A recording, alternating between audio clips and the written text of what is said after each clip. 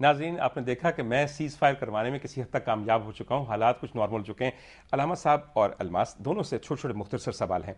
आप ये बताइए, आपको अपने साथ मुआशरे का रवैया इस इस्लामिक मुल्क में कैसा लगता है? साफ कह दूं, बिल्कुल साफ। और क्या? बुरा, बहुत बुरा, बहुत बुरा। किसी दुनिया के किसी हिस्से में, इंडिया से लेके अमेरिका, इंग्लैंड, कनाडा, कोई ऐसा मुल्क नहीं है। ये मुल्क मुझे बहुत प्यारा है और मैं इसका कोई वो चीज़ देखती हूँ ना, ये जो आजकल क्राइसिस चल रहा है, मेरे आंसू आ जाते हैं। बाकायदा मुझे दुख होता है कि हमारे मुल्क में क्या हो रहा है। सही। लेकिन रवैया बहुत बुरा है लोगों का, एक्सेप्ट नहीं किया उन लोगों ने हमें अभी तक। मौलाना ये बताइए, हमारे मजहब में किसी भी रूहानी बीमार हो या जिस्मानी बीमार हो, उसकी तरफ रवैये के क्या अहकामात हैं? बुनियादी तौर पर बात यह है कि कोई बंदा अगर नॉर्मल हो तो उससे जो रवैया उससे कहीं ज़्यादा जो बंदे में कोई नॉर्मलिटी हो, मेरी परसेप्शन के मुताबिक हो या अगर दूसरे परसेप्शन के मुताबिक ना भी हो, तो फिर भी मेरा रवैया उसके साथ कहीं ज़्यादा पोलाइट होना चाहिए उस बंदे के मुकाबले में जो कि नॉर्मल है। ठीक है, ये हमारा मुआश जो है ना, हमारा जो है इस्लाम हमें इस बात की तलकीन करता है। और हज़रत ईसा अलैहिस्सलाम और रसूलुल्लाह की सीरत में ये बात शामिल थी कि आप बगैर लेप्रेसी के मरीज और जो कोढ़ के मरीज होते हैं उनके पास उठने बैठने को भी आपने कभी जो है ना कंडेम नहीं किया, बल्कि उनकी हौसला अफजाई किया। और ईसा अलैहिस्सलाम के मौजज़ात में ये बात शामिल है कि आप कोड़ी के ऊपर हाथ फेरते हो। बिल्कुल आपकी बात मैं मान गया सर, बिल्कुल। मगर आप तो कह रहे हैं कि रूहानी इलाज इनका होना चाहिए। बिल्कुल आज तक कभी किसी जगह पे कोई भी इदारा, इस वक्त आप यकीन कीजिए पाकिस्तान के करिए करिए गली गली में अब अपने अपने मराकज़ हैं, अपनी अपनी 1.5 इंच की मस्जिदें हैं, इस्लामी यूनिवर्सिटियां हैं, न जाने क्या क्या मदरसे तो हैं।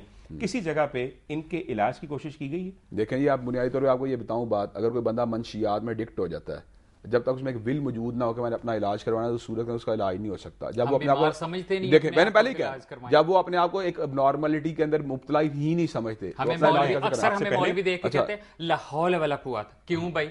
आपकी फिजीक को देख के, आपके पेरेंट्स को देख के नहीं कहते, देख के कहा आपको नहीं, आपकी एक्टिविटी देख के शायद कहते हो। एक्टिविटी देखें, अल्लाह ताला ने आपके अंदर बकाया तौर पे मोटर नर्वस सिस्टम जो है ना बिल्कुल आम इंसान वाला पैदा किया है। अगर आप मोटर नर्वस सिस्टम को सही यूटिलाइज करें तो आपके ऊपर कोई तनकीद ना करे। अपनी एक्टिविटीज देखें, उनमें तो अपना फैसला नहीं, अभी तक ऊंची करके नमाज पढ़नी है कि नीचे करके। और ये तो एक अलग बात है। नहीं, ये बात मौलवियों में इस्लाम जो बहुत बेहतर तरीके, आप बताएं कौन सा मौलवी कहता है नीचे, आप बताएं कौन सा मौलवी कहता है नीचे पकड़ के पढ़नी चाहिए। एक छोटी सी बात पूछना चाहता हूं आपसे, आप इनको किसी सूरत इस हालत में कबूल करने के लिए तैयार नहीं, आपके नज़दीक ये बीमार हैं, हाँ, इनको इलाज चाहिए। अच्छा सर, मैं एक मुख्तसर सी बात बताऊं आपको, और मेरे साथ आप अगर आप नहीं करेंगे तो मुझे बताइए।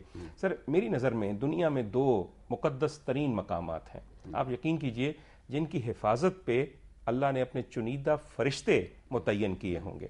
एक उसका अपना घर है और एक मेरे और आपके सरकार का रोज़ा मुबारक है। बेशक मेरे सरकार के रोज़ा मुबारक के अंदर कब्र अत्थर तक जाने की इजाज़त सिर्फ ख्वाजा सराओं के एक मखसूस ग्रुप को है, जो मदीने में मस्जिद नबवी में ख़ास तौर पे इस काम के लिए मामूर हैं।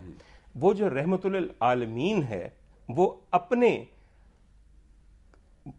मुक़द्दस तरीन मज़ार के लिए, सर मेरी कर सुनिए, मैं ये पूछ रहा हूं, अपने 2 रफ़ीकों के मज़ारों के लिए और उनकी सफाई और देखभाल के लिए ख्वाजा सराओं को अंदर आना देता है, जो आपके तई बीमार हैं, जो आपके तई गलत हैं। जिनको गलत नहीं, गलत और बीमार में 2 बातों का फर्क होता है। आपने चले सर, बीमार हैं, गलत सही हैं और बीमार हैं। पहले आप हाउ डू यू एक्सप्लेन? एक मिनट ठहरें, आपका क्या हाल है? जो मदीना तैयबा में हाजा सरा या हरम पाक के गिरदोनवा में जो हाजा सरा मौजूद है, वो आप उस जेंडर कैरेक्टरिस्टिक को एग्जिबिट करते हैं जो पाकिस्तान के हाजा सरा करते हैं? इधर क्या है, बम धमाके कर रहे हैं ख्वाजा नहीं, हाजा सरा जेंडर एक्टिविटी को एग्जिबिट करने का आपने बम धमाके रिलेट कर दिया। ये तो बड़ी लायानी सी गुफ्तगू है। यानी कि रूहानी बीमारी तब होती है जब आप एग्जिबिट करें। नहीं, एक मिनट ठहरें, पहले मैंने डॉक्टर साहब, पहला मेरा इब्तिदाई चांस क्या था?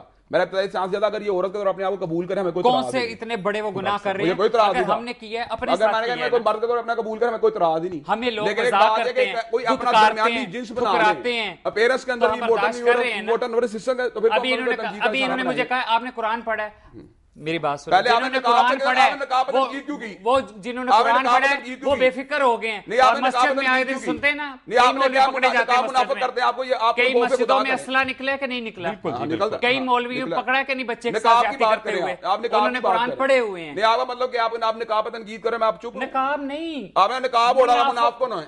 आप अभी तक नकाब रखे हुए हैं। मैं थोड़ी सी मुनाफिकत का नकाब एक इस्तिलाही चीज है, हम उस हिजाब की बात नहीं कर रहे हैं। मुनाफिकत तो आप ओढ़े नकाब, खुशी होगी इस बात की। मुनाफिकत आप मुनाफिकत का छोड़ के असली ओढ़े ना।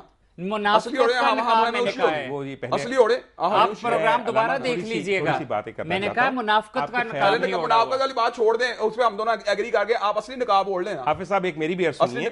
किस्सा ये है कि इतना बड़ा डिक्टेट देने से पहले आपके ख्याल में मुनासिब नहीं होगा कि आप माहिरीन तिब से भी इस बारे में पूछ लें? आपने नफ्सियात यकीनन पढ़ी होगी, मगर मेरा नहीं ख्याल कि नफ्सियात में। एक मिनट आपने पहले बात हमारी आपस में, हमारा कंसेंसस इस बात के ऊपर हो चुका है कि अगर इनके अंदर कोई ऐसी एबनॉर्मलिटी मौजूद है जो नॉर्मल हार्मोनल से कुछ थोड़ी डेविएट करती है, तो इनको उस जेंडर के अंदर फॉल करके उसके काम भी लागू होने चाहिए, उनके हकूक भी मिलने चाहिए। और मैंने यहां तक भी बात की, अगर ये निकाह के अंदर भी आ जाए, हमें आपसे पहले आपकी कुर्सी पे एक माहिर डॉक्टर साहब बैठे हुए थे, उन्होंने हमें एक बिल्कुल अलग शक्ल दिखाई है। उन्होंने ये कहा कि कुछ लोग एक ऐसे आर्जे में मुब्तला होते हैं जिसे जिन्स के बारे में अब हाम कहा जाता है। उन्होंने क्या उसको नफ्सियाती आर्जे के तौर पर ताबीर नहीं था किया? नहीं, नफ्सियाती आर्जे उन्होंने किया है। उन्होंने कहा ये हालत है, ये एक हालत है, ये बीमारी नहीं है और इसका इलाज नफ्सियाती हालत उन्होंने कहा था। उन्होंने बकायदा 5 साल के बच्चे में नफ्सियाती हालत आ जाती, 5 साल के बच्चे में। अच्छा सर, अगर नफ्सियाती हालत हो और आपको बुरे ये तब लगते हैं जब इनकी ज़ाहिरी हालत ऐसी हो। आपने भी मदीने के ख्वाजा सलाम को कहा जो सरकार के रोजे की देखभाल करते हैं, आपने ये कहा कि वहां पे चूंकि उनकी ज़ाहिरी हालत ऐसी नहीं है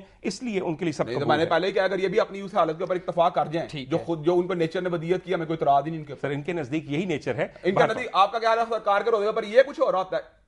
इस हालत में खुदा का कोई आप इंसाफ करें, कुछ मैं सर बिल्कुल इंसाफ करें थोड़ा सा। खवातीन हज़रात, आप ये बताएं मैं क्या कर रही हूं? आपको चाहिए आप औरतों की तरह सही औरतों की तरह रहे। मैं अगर प्रोग्राम खत्म कर सकूं, मैं ये समझता हूं और मेरे ख्याल में आप में से अगर कुछ लोग मेरे साथ मुत्तफिक हैं कि ये सारा फैसला मेरे ख्याल में वो मौला करेगा जिसने वाकई तमाम फैसले अपने हाथ में रखे हुए हैं।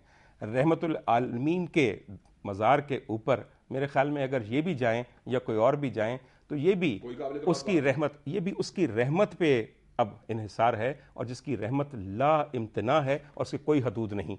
ये उनके मज़ार पे हो रहा होता है या नहीं होता? क्या कोई भी मुसलमान कलमा गो उनके मज़ार पे जाके ऐसा करेगा? अलमास, मुझे यकीन है कि वहाँ जाके आप भी और आपका तबका भी अकीदत के एक सैलाब में बह जाएंगे जो हर मुसलमान रो के बिल्कुल। और सर एक बात ज़रूर है कि मैं आखिर में ये चाहता हूँ कि ये डिबेट थोड़ी सी खुले ताकि चीफ जस्टिस साहब ने जो कुछ कहा है उसके बाद ये मुआशरा भी समझ सके, आलिम दीन भी समझ सकें, इफेक्टिव भी समझ सकें और हम मुख्तलिफ तबकों के बाकी लोग भी समझ सकें कि हमें अपना रवैया इन लोगों की तरफ क्या रखना है। क्या हमारे यहाँ सख्ती होनी चाहिए, कबूलियत होनी चाहिए, या इनकी हालत बदलने पे इसरार होना चाहिए? यही मकसद हमारे प्रोग्राम का है। आप सबका बेइंतहा शुक्रिया। मैं अपने हाज़रीन का शुक्रिया अदा करता हूँ।